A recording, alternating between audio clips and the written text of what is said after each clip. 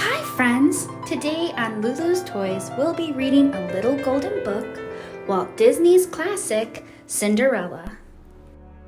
Once upon a time, in a faraway kingdom, there lived a widowed gentleman and his lovely daughter, Ella.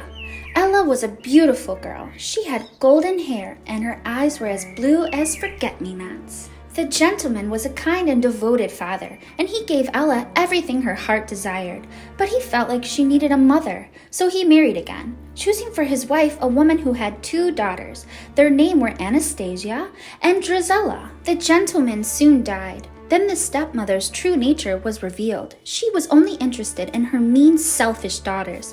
The stepmother gave Ella a little room in the attic, old rags to wear, and all the housework to do. Soon everyone called her Cinderella, because when she cleaned the fireplaces, she was covered with cinders. But Cinderella had many friends. The old horse and Bruno the dog loved her. The mice loved her too. She protected them from her stepmother's nasty cat, Lucifer. 2 of her favorite mice were Gus and Jack. Cinderella was kind to everyone, even to Lucifer, but Lucifer took advantage of her kindness. Lucifer liked to get Cinderella in trouble. One morning, he chased Gus onto Anastasia's breakfast tray. She screamed and blamed Cinderella. "Come here," the stepmother said to Cinderella. "The windows, wash them. Then scrub the terrace, sweep the halls, and of course, there's the laundry." In another part of the kingdom, the king was worrying about his son. "It's high time he married and settled down," he told the Grand Duke. "But sire," said the Grand Duke, "we must be patient." "No buts about it," shouted the king. "We'll have a ball tonight. It will be very romantic. Send out the invitations." When the invitation arrived, Cinderella's stepmother announced, "There's a ball in honor of the prince. Every eligible maiden is to attend." "That means I can go too," Cinderella said.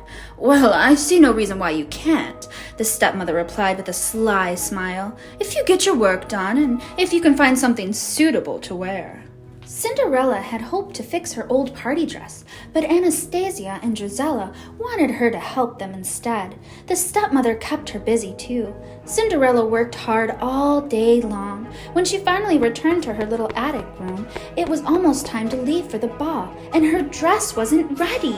But the loyal mice had managed to find ribbons, sashes, ruffles, and bows. The mice had even sewn them to her party dress, and it looked beautiful. The stepsisters shrieked when they saw Cinderella. "There are my ribbons! That's my sash!" They tore her dress to shreds. "Come along now, girls," said the stepmother as they left Cinderella behind. Cinderella ran into the garden. She wept and wept. Suddenly, a hush fell over the garden, and a cloud of lights began to sparkle and glow around Cinderella's head. "Come now, dry those tears," said a gentle voice. Then a small woman appeared in the cloud. "You can't go to the ball looking like that. What in the world did I do with that magic wand?" "Magic wand?" gasped Cinderella. "Then you must be your fairy godmother," the woman replied, pulling her magic wand out of thin air. "The first thing you need is a pumpkin." A cloud of sparkles floated across the garden. A pumpkin rose up and swelled into an elegant coach. The mice turned into horses, and the old horse became a coachman, and Bruno became a footman. "We'll hop in, my dear," said the woman. "But my dress," said Cinderella. The fairy godmother looked at it. Good heavens! With a wave of her wand, she turned the rags into an exquisite gown, and on Cinderella's feet were tiny glass slippers. "You'll have only till midnight," the fairy godmother said. "At the stroke of 12, the spell will be broken, and everything will be as it was before." Cinderella promised to leave the ball on time.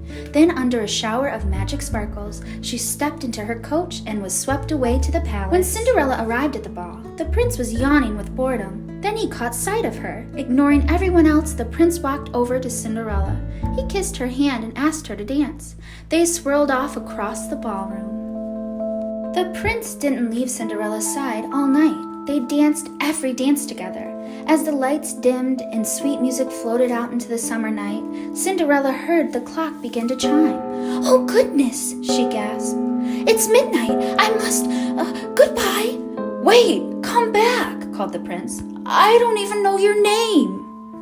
Cinderella hurried down the palace steps. In her haste, she lost one of her glass slippers, but she had no time to pick it up. She leaped into the waiting coach. As soon as the coach went through the gates, the magic spell was broken. Cinderella found herself standing by the side of the road, dressed in her old rags. On one foot, she wore a glass slipper. Her coachman was an old horse again, and her footman was Bruno the dog. Her coach was a hollow pumpkin, and her horses were 4 of her mouse friends. They looked sadly at Cinderella. They all hurried home. They had to be back before the others returned from the ball. The next day, the stepmother told the girls that the Grand Duke was coming to see them. He's been hunting all night for that girl, the one who lost her slipper. That girl shall be the prince's bride. Cinderella smiled and hummed a waltz that had been playing at the ball. The stepmother became suspicious. She locked Cinderella in her room. Gus and Jack had a plan to help Cinderella. While Anastasia and Drizella tried to squeeze their big feet into a little glass slipper, the 2 mice sneaked into the stepmother's pocket. They got a hold of the key, tugged it upstairs, and unlocked the door. Cinderella rushed downstairs to try on the glass slipper. "May I try it on?" Cinderella asked. The wicked stepmother fumed. She tripped the footman who was holding the glass slipper. It fell to the floor and broke into 1,000 pieces. "But you see," Cinderella said, reaching into her pocket, "I have the other slipper." She put it on and it fit perfectly. From that moment on, everything was a dream come true. Cinderella went off to the palace with the happy Grand Duke.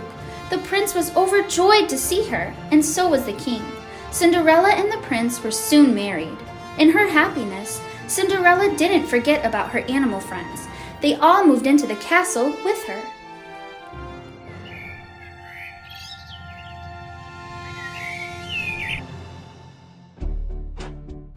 Everyone in the kingdom was delighted with the prince's new bride, and Cinderella and the prince lived happily ever after.